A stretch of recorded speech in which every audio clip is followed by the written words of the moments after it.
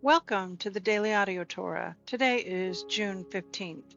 Now let's continue our journey reading through the entire Bible in 1 year. This week we are reading from the New Living Translation for the Old Testament and for the New Testament. Numbers 9, 1-23. A year after Israel's departure from Egypt, the Lord spoke to Moses in the wilderness of Sinai. In the first month of that year, he said, "Tell the Israelites to celebrate the Passover at the prescribed time, at twilight on the 14th day of the first month. Be sure to follow all my decrees and regulations concerning this celebration." So Moses told the people to celebrate the Passover in the wilderness of Sinai as twilight fell on the 14th day of the month. And they celebrated the festival there, just as the Lord had commanded Moses. But some of the men had been ceremonially defiled by touching a dead body, so they could not celebrate the Passover that day. They came to Moses and Aaron that day and said, "We have become ceremonially unclean by touching a dead body. But why should we be prevented from presenting the Lord's offerings at the proper time with the rest of the Israelites?" Moses answered, "Wait here until I have received instructions for you from the Lord." This was the Lord's reply to Moses. "Give the following instructions to the people of Israel. If any of the people now or in the future generations are ceremonially unclean at Passover time because of touching a dead body, or if they are on a journey and cannot be present at the ceremony, they may still celebrate the Lord's Passover. They must offer the Passover sacrifice 1 month later at twilight on the 14th day of the second month. They must eat the Passover lamb at that time with bitter salad, greens, and bread made without yeast. They must not leave any of the lamb until the next morning, and they must not break any of its bones. They must follow all the normal regulations concerning the Passover. But those who neglect to celebrate the Passover at the regular time, even though they are ceremonially clean and not away on a trip, will be cut off from the community of Israel. If they fail to present the Lord's offering at the proper time, they will suffer the consequences of their guilt. And if foreigners living among you want to celebrate the Passover to the Lord, they must follow these same decrees and regulations. The same laws apply both to native-born Israelites and to the foreigners living among you. On the day the tabernacle was set up, the cloud covered it. But from evening until morning, the cloud over the tabernacle looked like a pillar of fire. This was the regular pattern. At night, the cloud that covered the tabernacle had the appearance of fire. Whenever the cloud lifted from over the sacred tent, the people of Israel would break camp and follow it, and wherever the cloud settled, the people of Israel would set up camp. In this way, they traveled and camped at the Lord's command wherever He told them to go. Then they remained in their camp as long as the cloud stayed over the tabernacle. If the cloud remained over the tabernacle for a long time, the Israelites stayed and performed their duty to the Lord. Sometimes the cloud would stay over the tabernacle for only a few days, so the people would stay for only a few days as the Lord commanded. Then, at the Lord's command, they would break camp and move on. Sometimes the cloud stayed only overnight and lifted the next morning. But day or night, when the cloud lifted, the people broke camp and moved on. Whether the cloud stayed above the tabernacle for 2 days, a month, or a year, the people of Israel stayed in camp and did not move on. But as soon as it lifted, they broke camp and moved on. So they camped or traveled at the Lord's command, and they did whatever the Lord told them through Moses.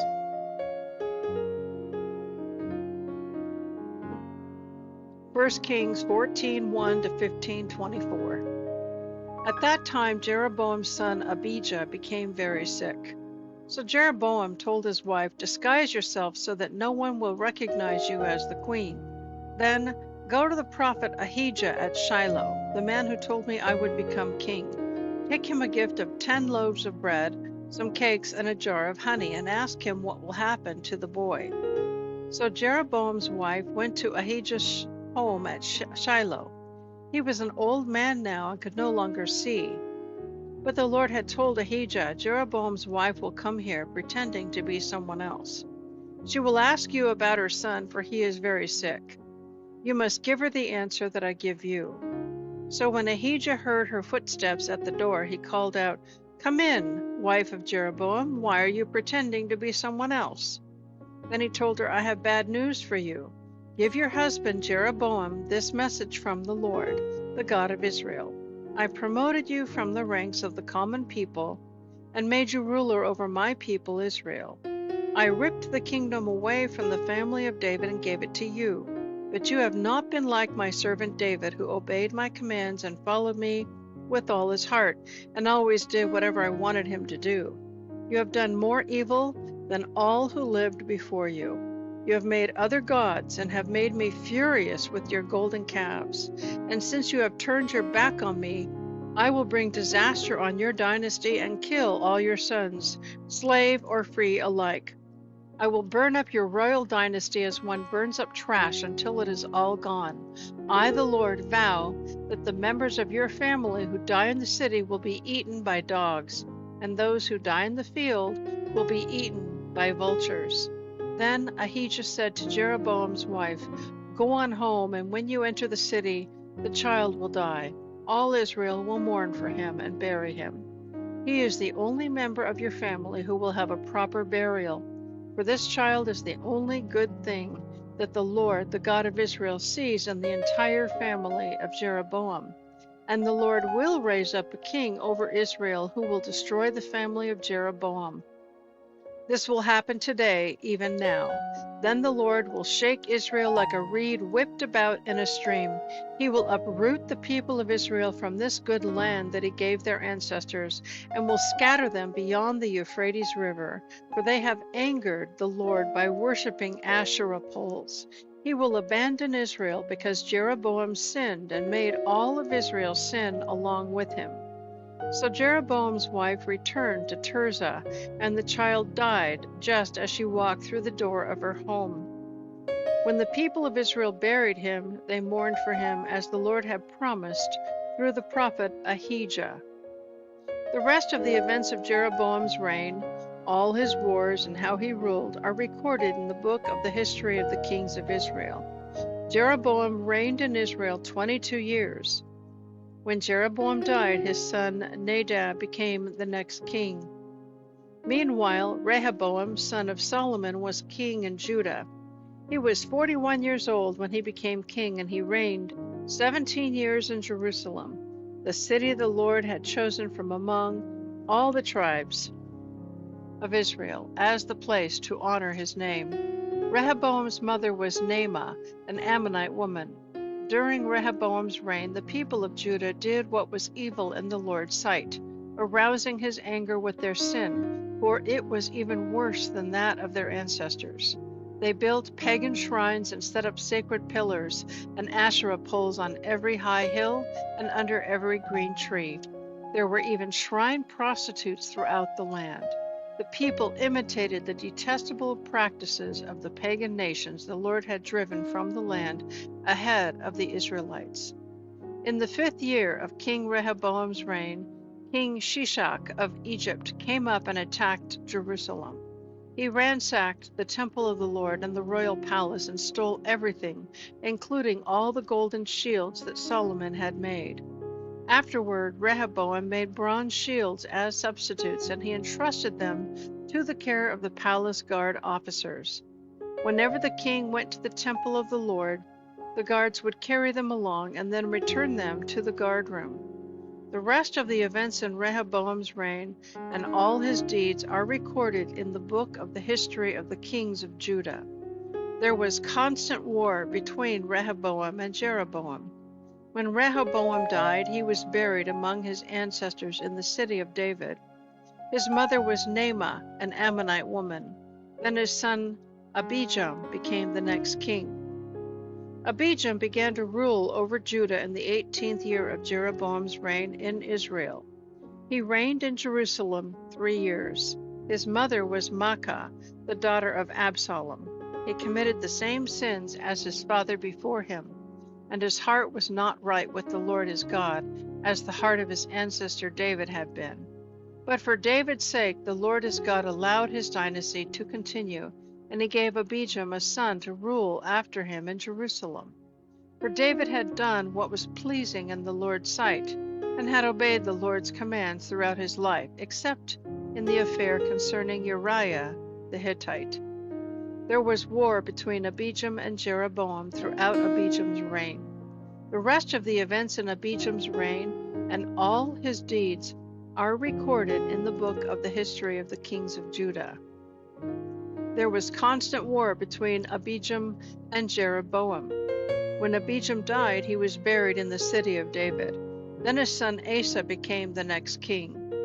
Asa began to rule over Judah in the 20th year of Jeroboam's reign in Israel. He reigned in Jerusalem 41 years.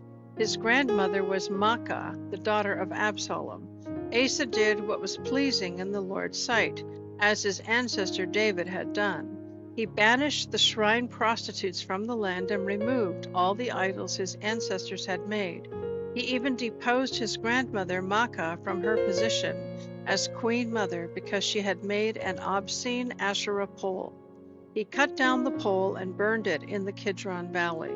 Although the pagan shrines were not completely removed, Asa remained faithful to the Lord throughout his life. He brought into the temple of the Lord the silver and gold and utensils that he and his father had dedicated. There was constant war between King Asa of Judah and King Baasha of Israel. King Baasha of Israel invaded Judah and fortified Ramah in order to prevent anyone from entering or leaving King Asa's territory in Judah. Asa responded by taking all the silver and gold that was left in the treasuries of the Lord's temple and the royal palace. He sent it with some of his officials to Ben-Hadad, son of Tabrimim, and grandson of Hezion, the king of Aram, who was ruling in Damascus, along with this message: "Let us renew the treaty that existed between your father and my father. See, I am sending you a gift of silver and gold. Break your treaty with King Baasha of Israel so that he will leave me alone." Ben-Hadad agreed to King Asa's request and sent his armies to attack Israel.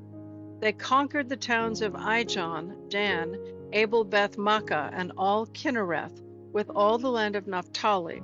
As soon as Baasha of Israel heard what was happening, he abandoned his project of fortifying Ramah and withdrew to Tirzah. Then King Asa sent an order throughout Judah requiring that everyone, without exception, help to carry away the building stones and timbers that Baasha had been using to fortify Ramah.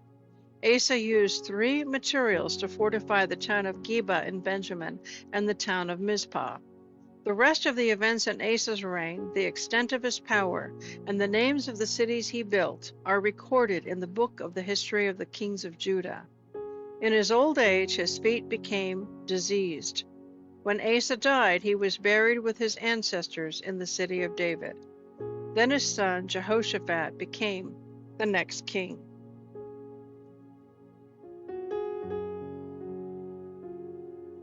Acts 10, 1-23. In Caesarea there lived a Roman army officer named Cornelius, who was a captain of the Italian regiment. He was a devout man who feared the God of Israel, as did his entire household. He gave generously to charity and was a man who regularly prayed to God. One afternoon about 3 o'clock he had a vision in which he saw an angel of God coming toward him. "Cornelius," the angel said. Cornelius stared at him in terror. "What is it, sir?" he asked the angel. And the angel replied, "Your prayers and gifts to the poor have not gone unnoticed by God. Now send some men down to Joppa to find a man named Simon Peter. He is staying with Simon, a leather worker who lives near the shore. Ask him to come and visit you." As soon as the angel was gone, Cornelius called 2 of his household servants and a devout soldier, one of his personal attendants. He told them what had happened and sent them off to Joppa. The next day, as Cornelius's messengers were nearing the city, Peter went up to the flat roof to pray. It was about noon and he was hungry, but while lunch was being prepared, he fell into a trance. He saw the sky open and something like a large sheet was let down by its four corners. In the sheet were all sorts of animals, reptiles, and birds. Then a voice said to him, "Get up, Peter, kill and eat." "Never, Lord," Peter declared. "I have never in all my life eaten anything forbidden by our Jewish laws." The voice spoke again. "If God says something is acceptable, don't say it isn't." The same vision was repeated 3 times. Then the sheet was pulled up again to heaven. Peter was very perplexed. What could the vision mean? Just then the men sent by Cornelius found the house and stood outside at the gate. They asked if this was the place where Simon Peter was staying. Meanwhile, as Peter was puzzling over the vision, the Holy Spirit said to him, "3 men have come looking for you. Go down and go with them without hesitation. All is well, for I have sent them." So Peter went down and said, "I'm the man you are looking for. Why have you come?" They said, "We were sent by Cornelius, a Roman officer. He is a devout man who fears the God of Israel and is well respected by all the Jews. A holy angel instructed him to send for you, so you can go to his house and give him a message." So Peter invited the men to be his guests for the night. The next day he went with them, accompanied by some other believers from Joppa. Psalm 133, 1-3. How wonderful it is, how pleasant, when brothers live together in harmony. For harmony is as precious as the fragrant anointing oil that was poured over Aaron's head, that ran down his beard and onto the border of his robe. Harmony is as refreshing as the dew from Mount Hermon that falls on the mountains of Zion. And the Lord has pronounced his blessing, even life, forevermore. Proverbs 17:7-8. Eloquent speech is not fitting for a fool, even less are lies fitting for a ruler. A bribe seems to work like magic for those who give it. They succeed in all they do. Yivreka Adonai Vish Mereka Yair Adonai Panavilaka Vikuneka Isa Adonai Panav Ileka Vayasem Leka Leka Shalom.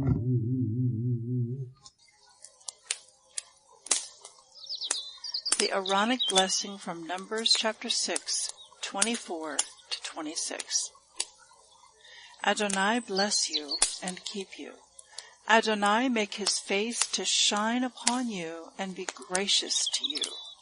Adonai lift up his countenance upon you and give you peace.